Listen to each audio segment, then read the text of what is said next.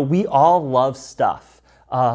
Stuff just makes us feel good, and having new things makes us feel good. Whether it's new clothes or a new phone or a new car or something. It's like when you get those things, it's like, yeah, somehow it makes you feel like you're a better person. Like, yes, I have succeeded, or I'm a better person because I have these new things. It makes us feel good.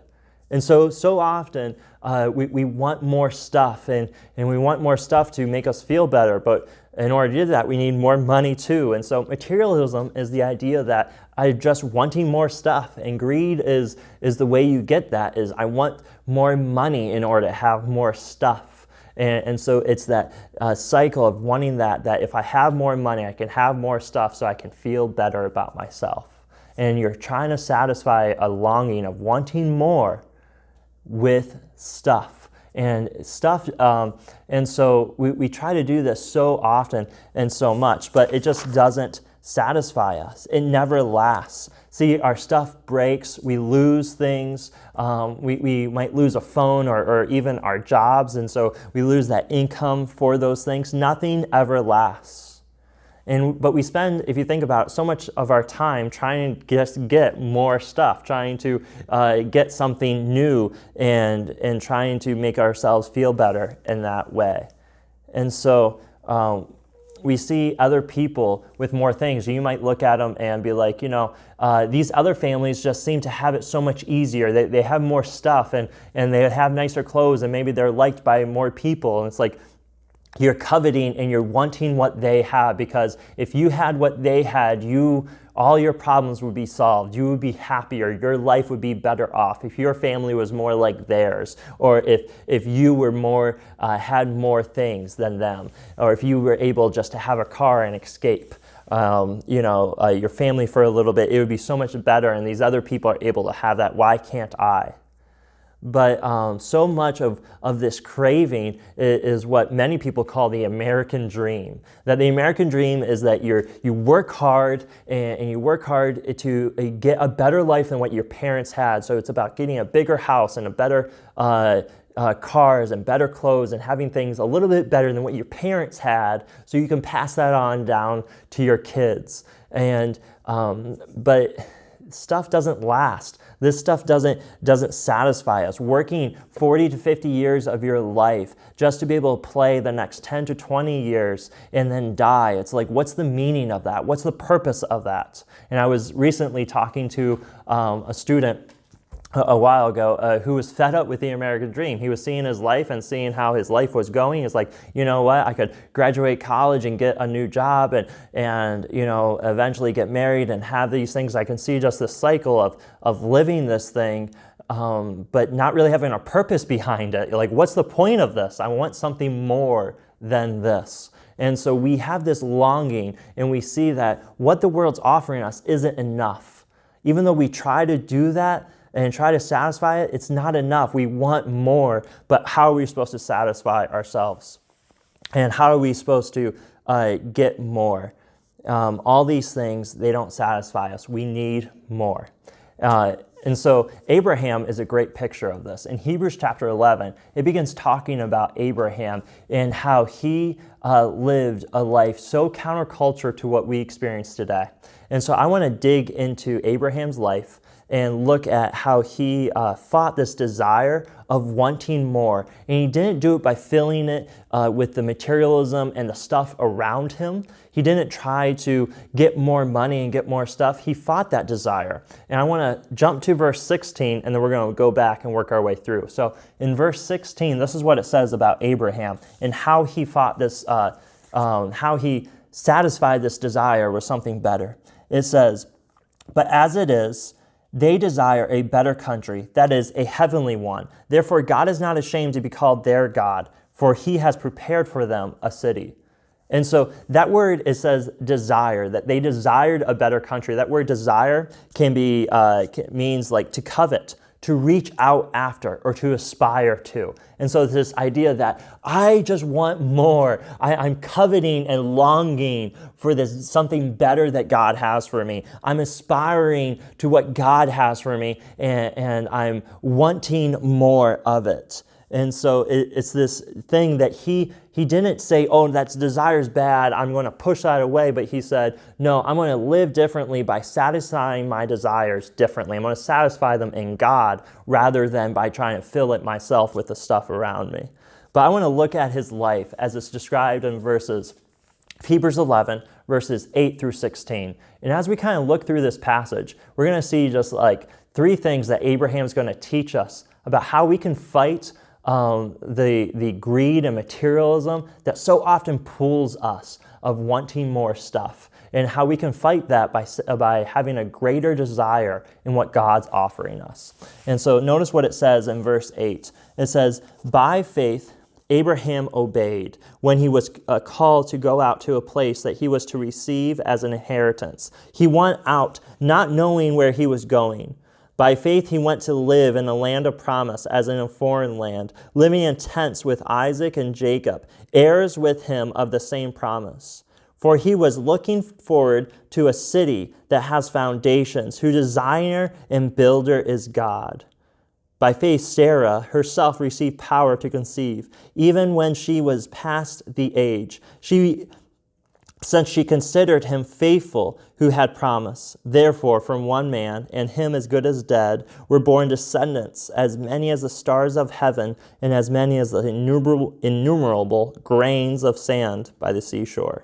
These all died in faith, not having received the things promised, but having seen them and greeted them from afar, and having acknowledged that they were strangers and exiles on the earth. For people who speak thus make it clear that they are seeking a homeland. If they had been thinking of that land from which they had gone out, they would have had opportunity to return. But as it is, they desire a better country, that is, a heavenly one.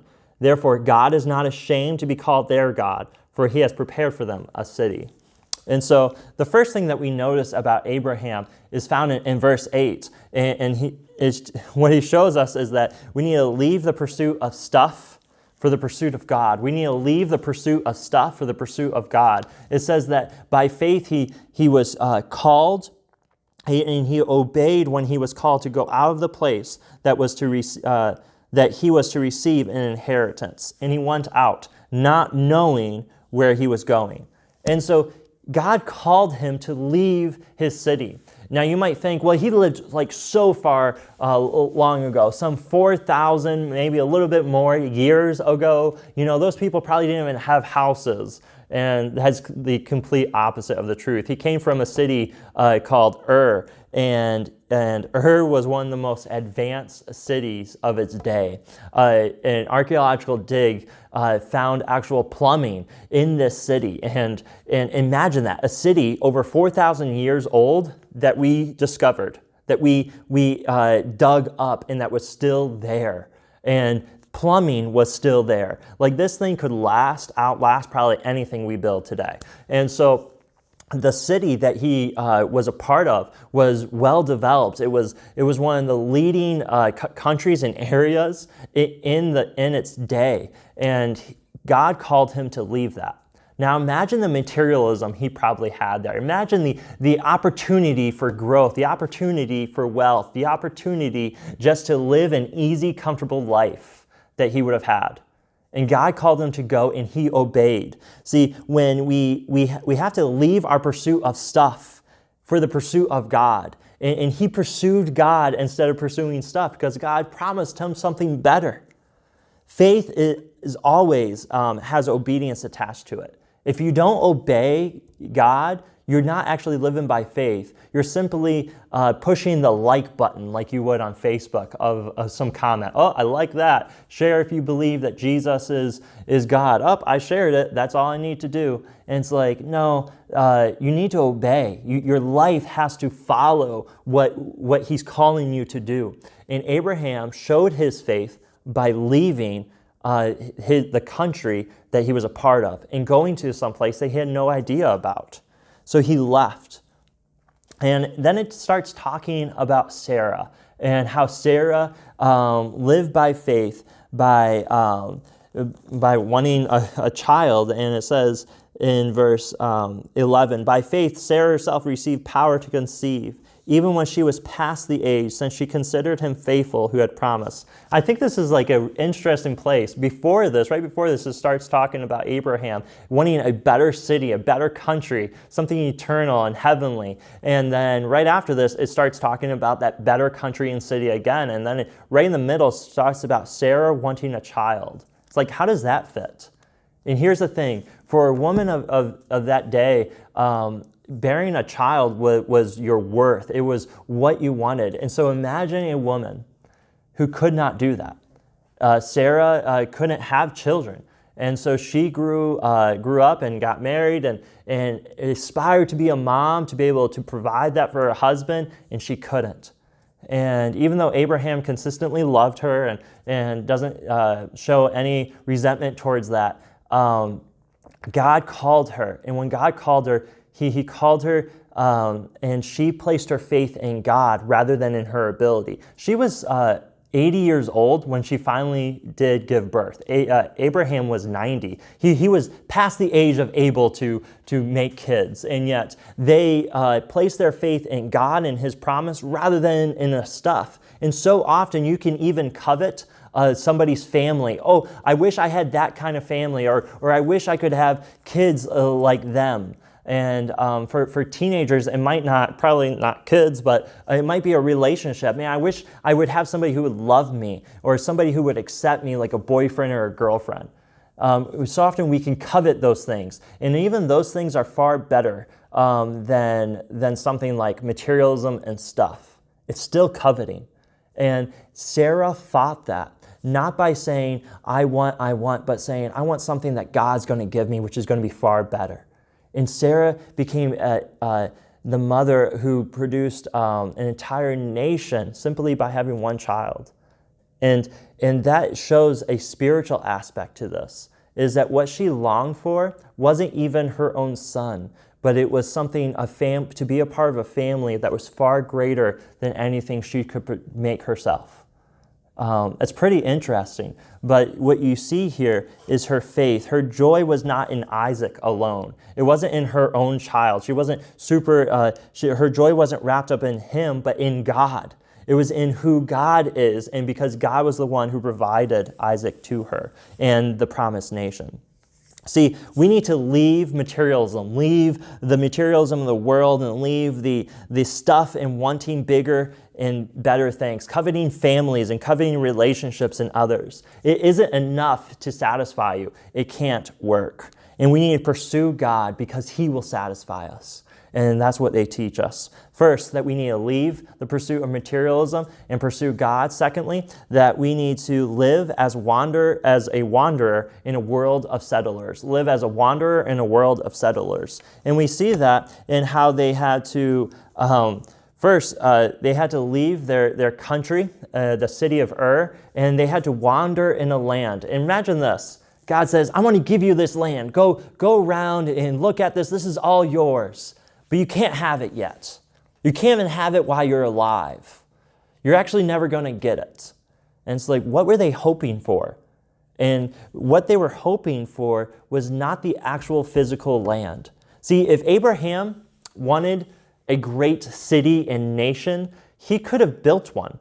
He could have rallied people together in Canaan and said, look, God's promised me, this land. Let's make this city big. And he could have started building. He could have built a house, but he never did. It says he lived in tents, lived as exiles, as wanderers in this. And he went about in verse 9, and in a foreign land. It says, by faith he went to live in a land of promise, as in a foreign land, living in tents with Isaac and Jacob, heirs of the same promise. And so they refused to build a house. They refused to plant their roots, to establish themselves physically in this world, and they lived in tents. Talk about countercultural. What if instead of buying a house, you would just live in a tent to show that this world is not your home? That's like, whoa, that's extreme.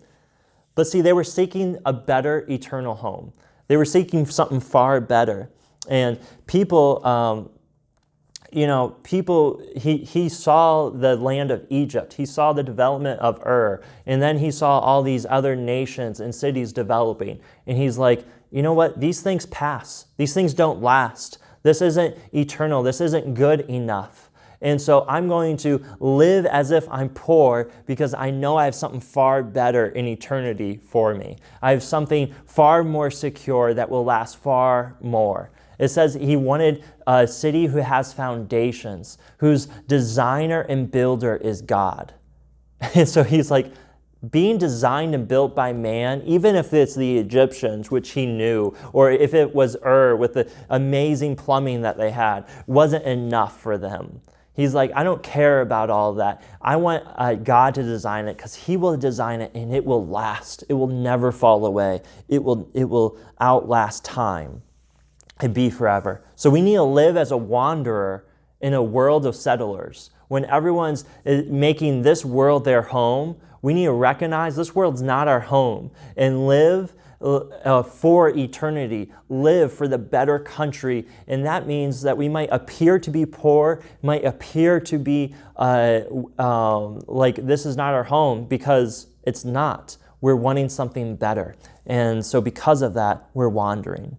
The third thing, so first thing, to leave the pursuit of stuff for the pursuit of God. Second, to live as wanderers in a world of settlers. Third, to look for the eternal treasure instead of temporal treasures. And it says in verse 13 that these all died in faith, not having received the things things promised, but having seen them and greeted them from afar, having knowledge that they were strangers and exiles on the earth.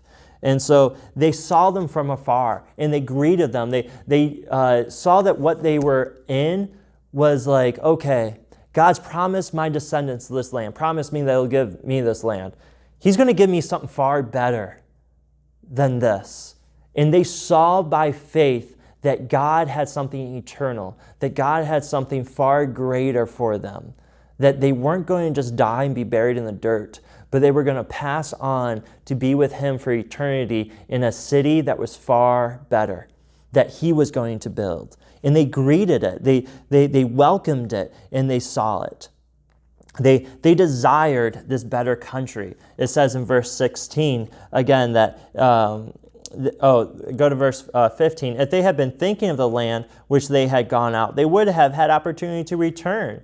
And so they weren't looking for this earthly treasure. They were looking for this eternal treasure, not something temporal, but something eternal. And it says if they really wanted something on this earth that wouldn't last, they could have returned to Ur, they could have settled in Egypt, or they could have built a house right there in Canaan and maybe built a city around it.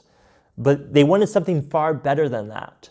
They wanted something eternal. And so they were looking beyond the physical to the eternal treasure and wanting that. You know, Jesus says, do not lay up for yourselves treasures on earth, where moth and rust destroy, and where thieves break in and steal. But lay up for yourselves treasures in heaven, where neither moth nor rust destroys, and where thieves do not break in and steal. For where your treasure is, there your heart will be also. And see, the treasure that Abraham wanted was not even a city. It wasn't the stuff of this world. It wasn't the things in this world. It was something eternal that only God could give. It was God himself.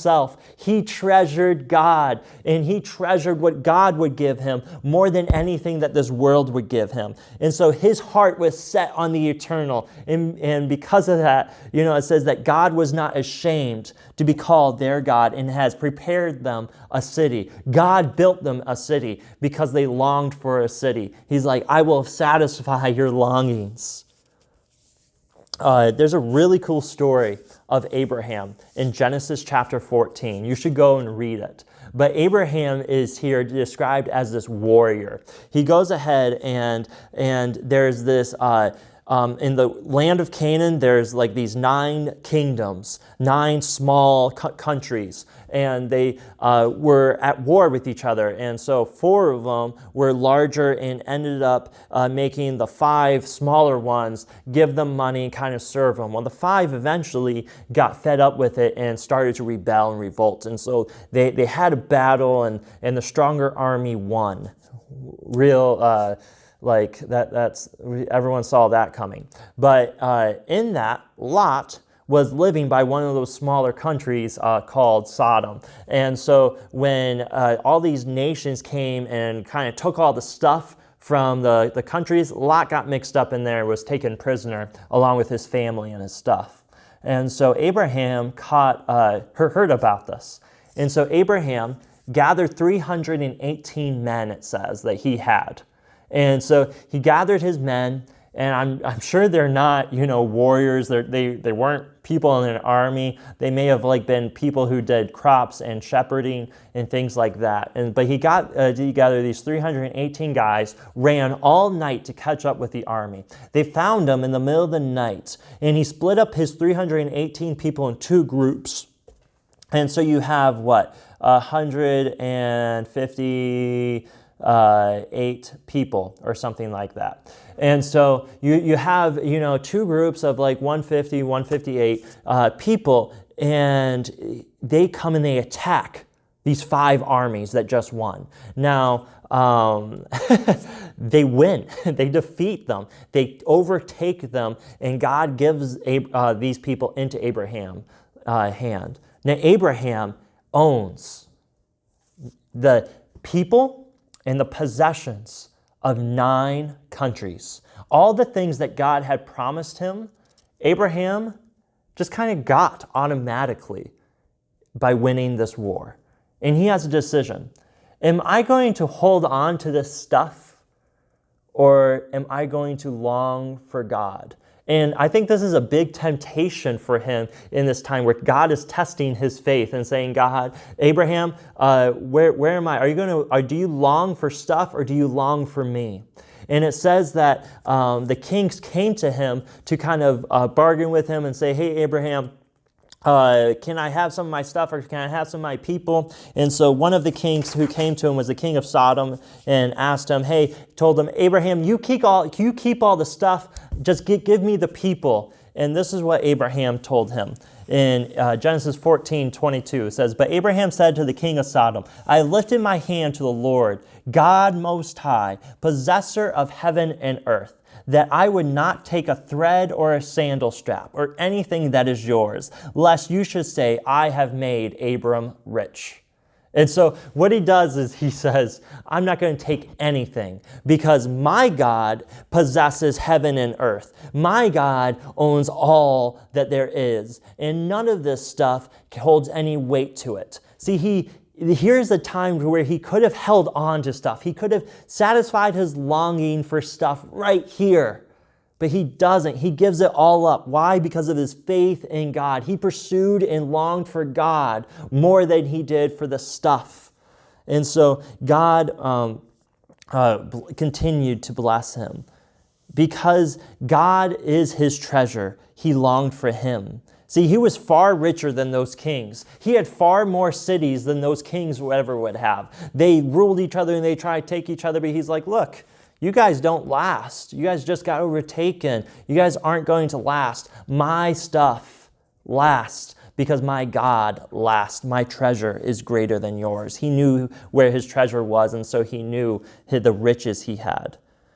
Desire the greatest treasure, Jesus Christ. See, you are not just simply to pursue the stuff that God gives you, but to pursue God. And this is so clear in Romans 8:32. It says, he who did not spare his own son, but gave him up for us all, how will he not also with him graciously give us all things?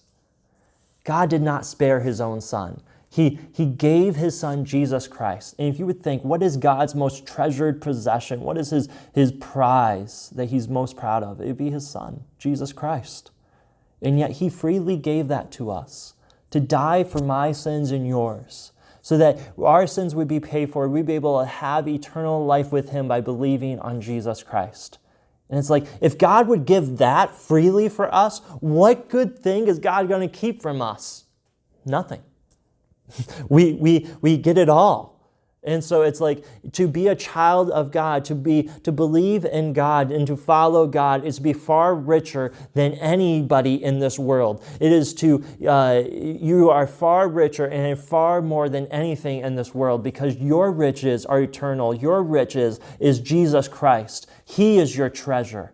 There's so much more to say about this, but long for Jesus Christ. Fight the desire for materialism and greed and want and envy and coveting. When you want what other people have and you compare your lives to them, fight that desire by going back to the gospel, going back to Jesus Christ and saying, you are far more, and I am far richer in you than I am in this world. And remind yourselves of those truths and leave the materialism of this world by pursuing God. Live as a wanderer in this world. Look poor to this world, because knowing that your riches are eternal and that this is not your home, but your home is with God. And look for the eternal treasure rather than the temporal, because your treasure will not be overtaken. It will not go down with the stock market. It is something far more secure. I hope this was an encouragement to you as you kind of fight those desires and those urges by fighting them with a greater desire, with Jesus Christ.